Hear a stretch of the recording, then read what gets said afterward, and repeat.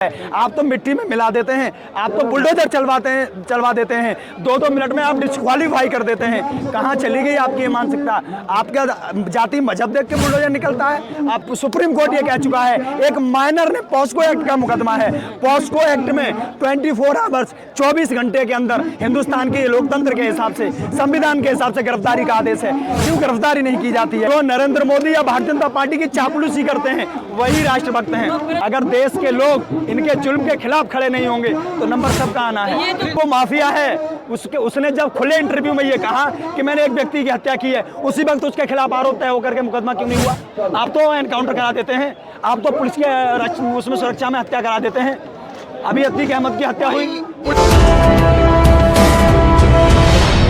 इसी थके हुए दस्ते तलम से मांगते हैं और हम अपने जख्मों का मरहम कब से मांगते हैं। वो भीख भी मांगता है तो हाकिमों के लहजे में। हम अपने बच्चों का हक भी अदब से मांगते हैं, हम अपने बच्चों का हक भी अदब से मांगते हैं।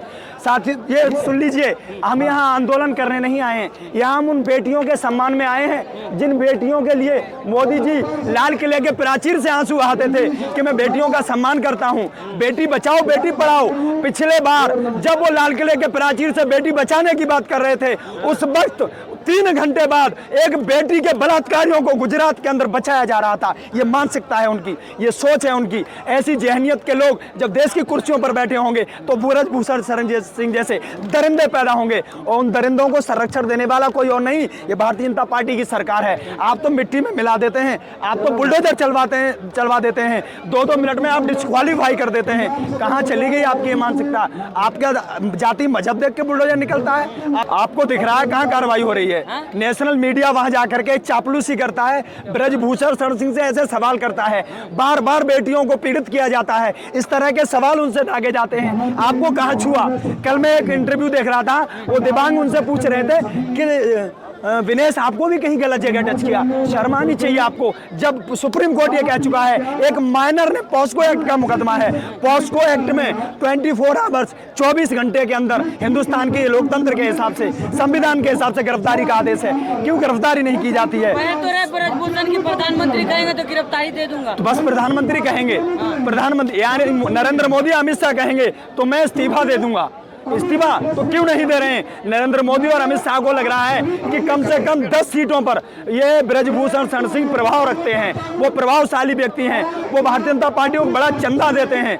जो भारतीय जनता पार्टी को बड़ा चंदा दे दे, वो चाहे कितना भी बड़ा माफिया हो, कितना बड़ा देशद्रोही हो।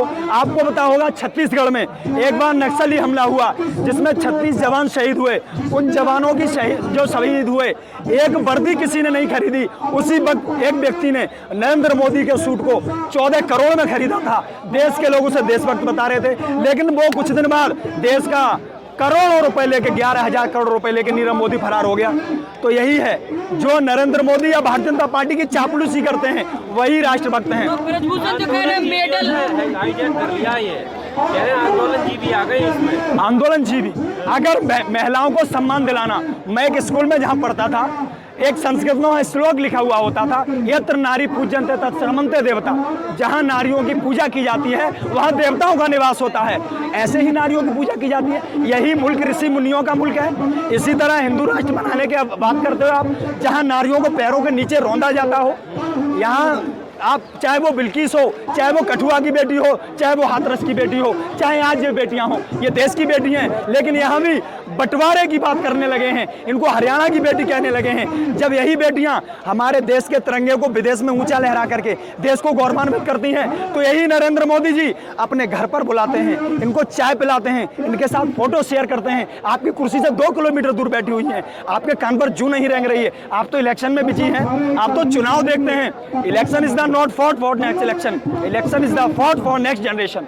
इलेक्शन तो ब्रजभूषण तो कह रहे हैं कि मेडल लाना सब कुछ थोड़ी है, एक मेडल वाला जेल में भी है। ब्रजभूषण शरण सिंह मेडल तो ले आए, वो तो एक मेडल लाके दिखा दें, अपने परिवार से किसी को भेजें एक मेडल लेने के लिए। कितनी मेहनत करनी पड़ती है। ये बेटियां ग्रामीण अंचल से आती हैं, ग्रामीण अंचल में शिक्षा के लिए बेटियों को निकलना बड़ा दुश्वार होता है। आप जानते हैं, मैं ग्रामीण क्षेत्र से आता हूं, मैं किसान का बेटा हूं। एक किसान अपनी बेटी को ग्रेजुएशन कराने के लिए कितनी मेहनत करता है, कितने दायरों में रहना पड़ता है, लेकिन ये उन घर वालों से खेती करिए। यहाँ पे क्या कर रहे हैं? किसान है आप तो। जब बेटियों के सम्मान की बात है तो किसान क्यों नहीं आएंगे? ये किसान की बेटियां तो हैं। बात आपने इलेक्शन की भी की है, कहा तो ये भी जा रहा है कि कर्नाटक इलेक्शन को इन्फ्लुएंस करने के लिए धरना किया गया है। धरना देना देश का संविधान कहता है, या कर्नाटक चुनाव की बात कहाँ है? कर्नाटक चुनाव को रिप्लेस वो कर रहे हैं, बजरंग बली का नाम ले रहे हैं। जिन बजरंग बली ने सीता जी के सम्मान के लिए अपने बदन को जला दिया, अपने बदन में आग लगा ली, तुम उन बजरंग बली का नाम लेकर के महिलाओं का शोषण कर रहे हो। ये भारतीय जनता पार्टी महिलाओं का सम्मान जानती नहीं। नागपुरिया कानून से पूरा देश चल रहा है, रिमोट कंट्रोल नागपुर में रखा हुआ है। 42 साल बाद, 50 साल बाद देश में तिरंगा फहराने वाले देशभक्त और तिरंगे को लेकर के विदेश में लहराने वाले, विदेश में तिरंगा लहराने वाले, वो सीधा सीधा आरोप यह है कि संविधान से नहीं, आरएसएस के संविधान से कानून चल रहा है। बिल्कुल आरएसएस से देश चल रहा है। अगर आरएसएस से देश नहीं चल रहा होता तो लगातार महिलाओं का शोषण नहीं किया जा रहा होता। महिलाओं का शोषण करने का सबसे बड़ा बात यही है। आरएसएस एक ऐसी मानसिकता के लोग हैं जो महिलाओं का सम्मान करना जानते ही नहीं है। मैडम लौटाने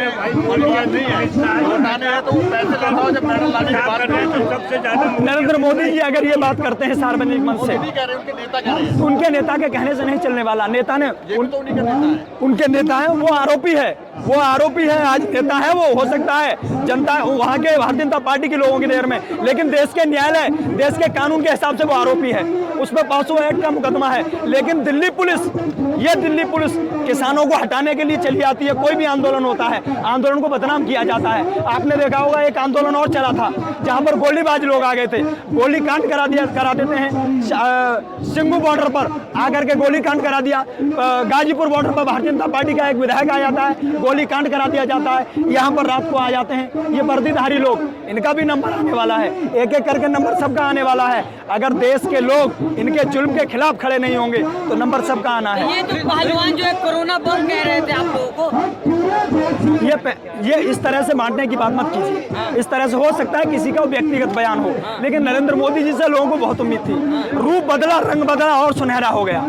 रूप बदला और रंग बदला और सुनहरा हो गया, और फूल जब पूरा खिला तो उसका चेहरा हो गया। जो कहता था कि मैं करूंगा रोशन देश को, उसके आते ही अंधेरा और गहरा हो गया। उसके आते ही अंधेरा और गहरा हो गया। भूषण कह रहे हैं काका ताऊ, ये आपकी आने वाली जो पीढ़ियां हैं उनकी लड़ाई लड़ रहा हूँ, इन्हें तो जो मिलना था सब कुछ मिल चुका है। ये आने वाली पीढ़ियां हैं, ये देश के लिए खेल रही है। 2022 की गोल्ड मेडलिस्ट है विनेश फोगाट। ये रिटायरमेंट नहीं ले चुके हैं, इन्होंने अपने कैरियर को दांव पे लगा करके आने वाली पीढ़ी के, ताकि आने वाली पीढ़ी का लगातार शोषण ना हो। तमाम सम्मान मिल चुके हैं, अर्जुन अवार्ड, ना जाने कितने कितने अवार्ड मिल गए। ये भी आने वाली पीढ़ियों की लड़ाई लड़ रहे हैं। इन्होंने ये कहा है कि हमारे साथ शोषण हुआ, आने वाली पीढ़ियों के साथ शोषण न किया जाए, उनके साथ खिलवाड़ न किया जाए, उनके भविष्य से खिलवाड़ न किया जाए। ये कहा जाता है कि तुम्हारी सांस नहीं चल रही है, टच किया जाता है उनके चेस्ट को। कैसा है ये, किसको? एक जाति बिरादरी के लोग हैं, सारे एक ही जाति में। दिल्ली पुलिस की जाति और मजहब में इसको मत बांटिएगा। ये भारतीय जनता पार्टी के लोग जाति मजहब में बांटने की बात करते हैं। सीए एनआरसी का आंदोलन हुआ, इन्होंने उसको जाति मजहब में बांटा। आप मुझे बताइए, आपने पाकिस्तान से आए हुए कितने हिंदुओं को देश की नागरिकता देकर के उनको नौकरी देने का काम किया? देश रोजगार मांगता है। देश हिंदू मुस्लिम मंदिर मस्जिद से नहीं चलता। मंदिर न मस्जिद न सिवालों की बात हो। जनता बेरोजगार पड़ी है, पहले निवालों की बात हो, रोजगार की बात होनी चाहिए। और आप सरकार की प्राथमिकताएं होती हैं। और अभी आपने पूछा आंदोलनजीवी, आप आंदोलनजीवी की बात कर रहे हैं। ये मुझे फक्र है कि मैं आंदोलनजीवी हूं, क्योंकि ये वो आंदोलनजीवी लोग हैं, भगत सिंह, शहीद भगत सिंह, अशफाक उल्लाह खान, राम प्रसाद बिस्मिल, चंद्रशेखर आजाद, ये सब आंदोलनजीवी थे। इनके आंदोलन के दम पर ही अंग्रेजों को यहाँ से भगाया गया। महिलाओं के सम्मान में आंदोलन करना आंदोलनजीवी है तो मैं आंदोलनजीवी हूँ। किसानों को उनके राइट्स दिलाना अगर आंदोलनजीवी है तो मैं आंदोलनजीवी हूँ। देश में गरीब, शोषित, वंचित, पीड़ित लोगों की आवाज को उठाना अगर आंदोलनजीवी है तो मैं आंदोलनजीवी हूँ। मुझे गर्व है, मैं आंदोलनजीवी हूँ। मुझे इस बात पर का गर्व है कि मैं आंदोलनजीवी हूँ। मैं मोदी जी की तरह कोई भाषण जीवी नहीं हूँ जो सिर्फ भाषण फेंकता रहूँ। स्मृति ईरानी क्यों नहीं बोल रही है कुछ? तो आप जानते हैं, ये सरकार से सवाल करिएगा, नेशनल मीडिया सवाल क्यों नहीं करती है? ये वही स्मृति ईरानी है जो 343 के सिलेंडर पर सड़क पर चौड़ी होकर के बैठ जाया करती थी कि गैस बहुत महंगी है, पेट्रोल बहुत महंगी है। लेकिन आज स्मृति ईरानी कहाँ है? मैं आपको फिर बता रहा हूँ, ये सोच व्यक्तिगत आज़ादी बोलने की नहीं है किसी को, ये संगीन सोच है। उस सोच से देश चल रहा है। ये बताइए, आप इतना बड़ा अपराधी बता रहे हैं ब्रजभूषण को, वो 6 बार से लगातार क्यों जीत जा रहे हैं इलेक्शन? ईवीएम के दम पे चल रहा है उनका इलेक्शन। भी नहीं जीता, भाई मीडिया ने खरीद ले ये वहाँ के लोग उनके प्रभाव से डरते हैं। वहाँ उनका प्रभाव है, और वो माफिया है। उसने जब खुले इंटरव्यू में ये कहा कि मैंने एक व्यक्ति की हत्या की है, उसी वक्त उसके खिलाफ आरोप तय होकर के मुकदमा क्यों नहीं हुआ? आप तो एनकाउंटर करा देते हैं, आप तो पुलिस के उसमें सुरक्षा में हत्या करा देते हैं। अभी अतीक अहमद की हत्या हुई।